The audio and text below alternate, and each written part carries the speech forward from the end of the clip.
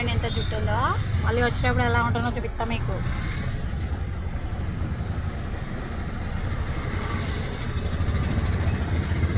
అన్నీ కనవుతున్నాయి ఫ్రెండ్స్, అన్నీ కనవుతున్నాయి. మంచిగా అనిపిస్తుంది నాకు.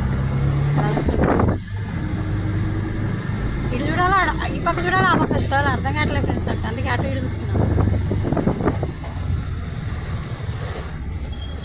ఇటు చూస్తున్నాను, ఏది మిస్ కావద్దు.